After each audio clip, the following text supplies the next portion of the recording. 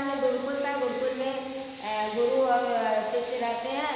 एक दिन गुरु ने सभी शिष्यों को प्रांगण में बुलाया और कहा कि मेरी कन्या विवाह के योग्य हो गई है और उसके लिए मेरे पास धन की कमी है, तो आप लोग ऐसा करिए कि कुछ ऐसी व्यवस्था होगी जिससे कि हमारी कन्या का विवाह हो जाए।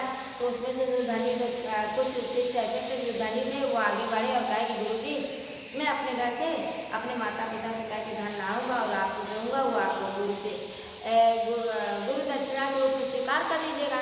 लेकिन उन्होंने कहा कि नहीं, ऐसा करने से घर वाले माता पिता सोचेंगे कि गुरु जी लोभी हैं, लालची हैं। तो फिर उन्होंने कहा, मतलब उनको एक परीक्षा लेनी थी कि हमें एक सच्चा शिष्य कौन मिलेगा। तो उन्होंने कहा कि ऐसा करो तुम लोग कि लाना तो सभी को है, तुम लोग इस तरह धन लाओ कि मेरा काम भी चल जाए, मेरी इज्जत भी बनी रहे, और ऐसे ले आओ कोई देख ना पाए। अपने अपने घर से तुम लोग धन ले आओ और उस पर किसी की निगाह ना पड़े। तो सभी लोग कहते हैं कि मैं ऐसा ही करूँगी जैसा आप कह रहे हैं। लेकिन एक शिष्य था, सब कुछ न कुछ ले आए, दिए और उनके पास पर्याप्त धन शादी के लिए हो गया, लेकिन एक शिष्य कुछ नहीं लाया था। तो उन्होंने कहा कि क्यों, तुम्हारे माँ बाप बिल्कुल से निर्धन है क्या, धनहीन है कि तुम कुछ भी नहीं लाए। तो कहा कि नहीं, ऐसी बात नहीं गुरुजी, मेरा घर संपन्न है, धनवान है, परंतु एक बात थी कि सभी जगह कोई न कोई था। आपने कहा था कि कोई देखने ना पाए, तो कोई न कोई था, और उसके बाद जहाँ से मैं लेता मैं तो वहाँ था, तो इसलिए मैं धन नहीं ला सका। गुरु जी उसकी बात से बहुत प्रसन्न हुए, उसे गले लगा लिए और कहे कि मुझे तुम्हारे जैसे ही शिष्य की आवश्यकता थी, सत्य चरित्रवान और शीलवान का, जो कि मेरे गलत रास्ता बताने पर भी तुमने गलत नहीं किया। इससे बड़ा सच्चा और कौन होगा और योग्य कौन होगा। उसी के साथ अपनी कन्या का वो विवाह कर दिए कि तुमसे अच्छा कोई योग्य वर नहीं मिलेगा, और उनका अपनी कन्या का विवाह उससे कर दिए। ये कहानी का सारांश था। अब आप आ जाइए शब्दार्थ पर।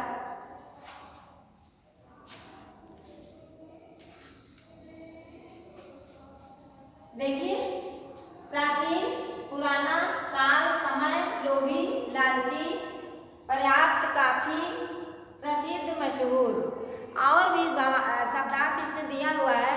इसको आप पुस्तक से लिखेंगे और उसे याद करेंगे। उसके बाद इसमें दिया हुआ है लिखने का तरीका दो तरह का, प्रसिद्ध, किंतु।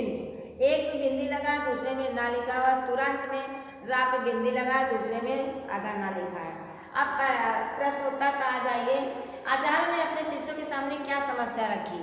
आचार्य ने अपने शिष्यों के सामने समस्या रखी कि मेरी कन्या विवाह के योग्य हो गई है, उसके लिए धन की समस्या है। उन्होंने शिष्यों को धन लाने के लिए क्या उपाय बताया। उन्होंने शिष्यों को धन लाने के लिए उपाय बताया कि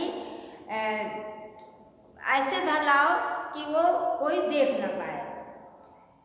एक शिष्य कुछ भी क्यों ना ला सका, एक शिष्य कुछ भी इसलिए नहीं ला सका कि उसके घर में कोई न कोई हर जगह था, और उसने गुरु जी से बताया कि मैं तो देख रहा था, इसलिए वो धन नहीं ला सका।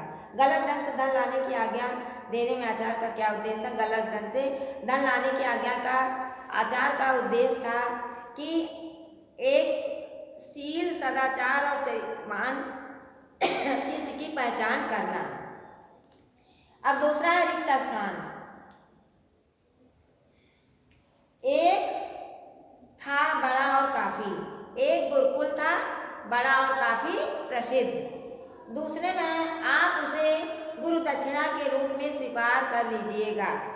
तीसरा, कुछ दिनों बाद उन्होंने देखा कि विवाह के लिए पर्याप्त सामग्री एकत्र हो गई है।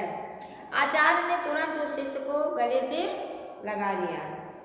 तू ही मेरी कन्या के लिए योग्य वर है। अब किसने किससे कहा, हम जो कुछ भी लाएंगे इसी प्रकार लाएंगे। किसने, शिष्यों ने गुरुजी से कहा।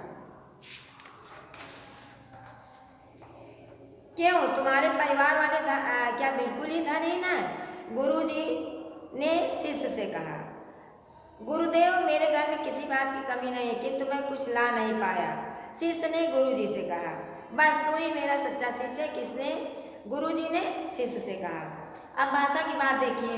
पर्यायवाची, पर्याप्त, काफी, ठीक, बहुत, दृष्ट, नेत्र, नयन, लोभी, लालची, चेष्टा का, कोशिश, प्रयास, प्रसिद्ध का, विख्यात, मशहूर, काल का, समय, वक्त।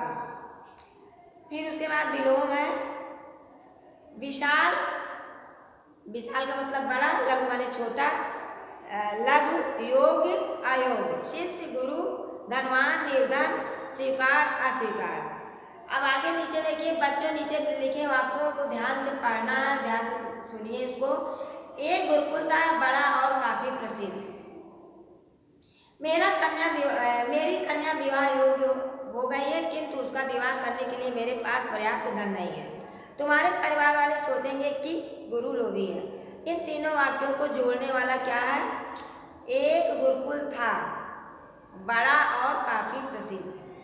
दूसरे में है मेरी कन्या विवाह योग्य हो गई, किंतु जोड़ रहा है दो शब्दों वाक्यों को। तुम्हारे परिवार वाले सोचेंगे कि जोड़ रहा है, गुरु लोभी है। एक सेंटेंस हो गया इधर, तुम्हारे परिवार वाले सोचेंगे, ये दो हो गया, बीच में की, और दो खा वाले में किंतु, ऊपर वाले के लिए और, ऊपर वाले में और शब्द देखिए। एक गुरुकुल था बड़ा और काफी प्रसिद्ध, यानी काफी प्रसिद्ध भी एक सेंटेंस हो गया ना। तो ये तीनों में ये और, किंतु, की, ये शब्द जोड़ रहे हैं। तो इसी तरह से समुच्चयवाचक, इसे समुच्चयवाचक शब्द बोलते हैं। इस तरह से समुच्चयबोधक शब्द का हम परिभाषा बता सकते हैं कि दो वाक्यों या दो शब्दों को जोड़ने वाले शब्दों को समुच्चयबोधक शब्द कहते हैं। नीचे दिए गए वाक्यों में समुच्चयबोधक शब्दों को रेखांकित करना है। जल्दी करो नहीं तो मार पड़ेगी। तो यहाँ पर जोड़ रहा है शब्द को। मैं गाना नहीं गा सकता क्योंकि गले में दर्द है। मैं गाना नहीं गा सकता, एक वाक्य हो गया, गले में दर्द है। क्यों नहीं गा सकता? क्योंकि जोड़ रहा है, यहाँ क्योंकि हो गया समुच्चयबोधक। व्यायाम करो ताकि सेहत बनी रहे, ताकि शब्द जोड़ रहा है, इसलिए ये तीनों में तो, क्योंकि, ताकि, ये समुच्चयबोधक शब्द हैं। ये पाठ आपका पूर्ण हुआ। इसे आप अच्छी तरह से पुस्तक में पाठ पढ़ेंगे, शब्दार्थ लिखेंगे, प्रश्नोत्तर और बाकी जो कार्य हम कराएं उसको पूर्ण करेंगे। पाठ पूर्ण करने के बाद इसकी तैयारी करके और आकर के कॉपी चेक कराएंगे। इसके बाद क्रियात्मक कार्य में को फिर आगे देखा जाएगा। आज इतना।